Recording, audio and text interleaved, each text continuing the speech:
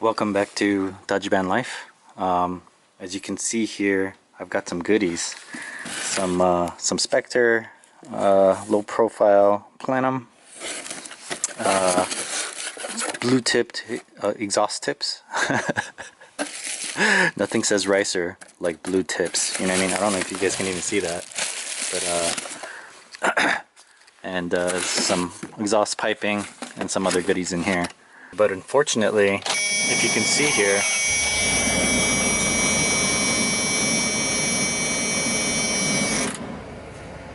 I do have a check engine light on, and when I plugged in my handy dandy, this guy got a blue driver. I bought this like a few years ago, so I'm sure there's better ones on the market now. But when I plug this guy in and I read the code, it's P1757, governor low pressure malfunction. So I've had this code before, and I knew it was a problem. That's why I've been saying that the transmission is pretty much on its last legs. But I turned it off. Mostly because if you don't see it, then it's not a problem, right? Because I figured maybe since I'd done a transmission fluid flush, probably it's been about a year now, so that light came on a couple times early on after I first did the transmission flush. Let me turn this off now since the code's already red. But since I did the transmission flush, I thought maybe, the system, needed, just had some, reading issues. It needed to calibrate, basically, because I did add an oil cooler, a transmission oil cooler at the same time. So, some pressure might have, needed to equalize or whatever. And, yeah, like I thought, after a while, like the problem kind of went away by itself, right? But I did notice that when I did the flush, there were some metal bits that fell out, when I removed the oil pan or the transmission pan. And so I knew there was something going wrong in there. And it's been fine for a year though. I just figured, I don't want to do a whole transmission rebuild. When the transmission goes out, I'll just, look into maybe doing a manual swap at that point. And hopefully it'll last like, 2 or 3 years until I get to like a point in where time-wise and resource-wise, like I would no longer be living in my van, and I had the time and the resources to do that swap out. But unfortunately, the lights come on again, and before, when the light came on, there was no noticeable like performance decrease. You know what I mean? Usually when that light comes on and it gets, clogged up or whatever with metal particles, you'll get like this stuttering kind of going on, or like a loss in power, or it'll just stay in one gear a lot of time. And that sort of happened right after or before I did the transmission flush, and like right after for like a month. But then it's cleared up, no problems, for a whole year. And so I figured, okay, that must have cleaned out a lot of what's in the system.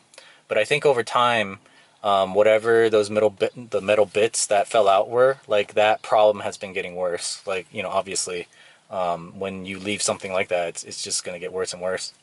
And so I looked around online a little bit on the forums, and it says it's probably like a snap ring for something, and it's retaining for a spring, like a snap ring for a spring.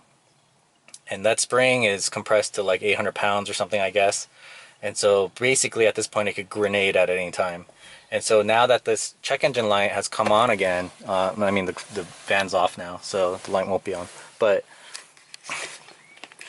now that this check engine light's on again, that means, and I've had a decrease in performance. Like in first gear, it's like half the power. It's almost in limp mode, because I can still go over 60. I did 70 on the freeway the other day. So the power is less, but it looks like it's still working for now. But it's going downhill probably pretty fast. And for the check engine light to come on, I guess for these Dodge vans, unless the sensor is completely like, crapped out, like the light won't come on. It's actually pretty resilient. But now that the light's on and I've seen a performance decrease again, I can only assume, and I did check the dipstick, and there's some, you know, that like kind of shimmery, you know, like fish scaly sort of color to it, that means there's definitely some metal flaking going on. Something in there is getting worn pretty badly, and it's gonna go out at any point at this point. So that's a shame. That sucks. That's really unfortunate. You know, but I guess it's not unexpected for a van this age. I have put on 240,000 miles on it now, total. I guess I put on personally 30,000 miles on the van in about a year and some change, like a year and like 3 or 4 months. So I knew buying an old, you know, beat up van for 800 bucks, things weren't going to be perfect all the time. And so I sort of expected this, but I really hoped that it would last a little bit longer, but it doesn't look like it's going to do that. So the plan at this point is, and it sucks because I just bought all those goodies too, right? It's an exhaust and a cold air intake that I was going to DIY, kind of like how the Japanese do it. But I think it's not worth it to do those mods at this point because it was just, I wouldn't be able to drive it, you know what I mean, for very long. So I'm just going to hold off on those. And I think I need to go back to, you know, owing people rent. Rent slavery is what I call it, where, you know, you're just, you know, stuck paying someone else for a place to sleep. And that's very disheartening, to say the least. I'm pretty depressed about that because most leases, as you know, are year-long leases. You know, you can get like 6-month leases and month-to-month or whatever. But like I said, this is a whole transmission swap, and that's not like a, you know, something I can do over a weekend, really, realistically, knowing me also, because I'm gonna have to go source a transmission. I'm not gonna buy one brand new, you know what I mean? I mean, that would be the ideal, but I just don't have the, you know, I guess I do have the cash for that now, but I just don't think it's worth it. So I'm gonna have to go comb through some junkyards and do some research online, and, you know, find a manual transmission that might work, and then, you know, lug it back. And then I also need like a place to work on this thing, and, you know, to do a transmission swap I need like a big area, you know what I mean? And so that's not something you could really just do on the street.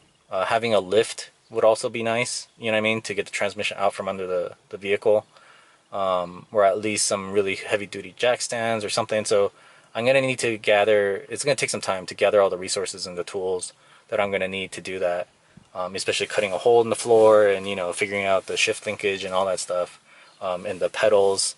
You know, that's not like a day-long job. So I did briefly consider just tossing the van away, but the amount of, you know, the amount of like affection that I've grown for this old girl right here, you know.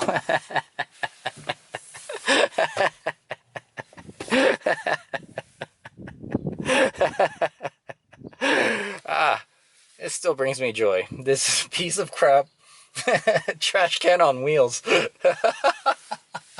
I love it.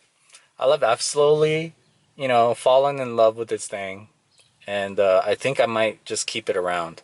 But it's just gonna be pretty much parked on the side of the road indefinitely, which kind of sucks because it's gonna degrade even more when it's not being driven, especially the internals and stuff. So that's a shame. I don't know when I'll actually even have time to deal with this. So it might be like a year or whatever. But I don't know, man. That's a shame. Well, I guess it's time to say goodbye to the Dajiban and the DajibanLife. Psych. I bought another one.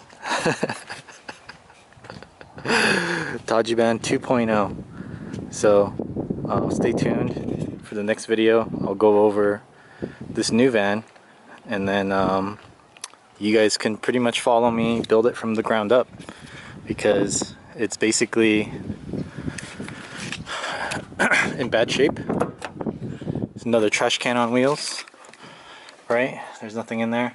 I already started doing some work, but yeah, I'm back. DajibanLife is just too good. I love the Dajiban too much. So, you know, this one's on at stock height right now. I plan to lower it, but I'm not just going to transfer over my parts you know, from the old van to the new one. I'm gonna maybe go with a slightly upgraded setup, so it'll be slightly different. Pretty much the same for the most part, but just, you know, little changes here and there, just to, from what I've learned. So you'll see that. And yeah, stay tuned. Thanks for watching.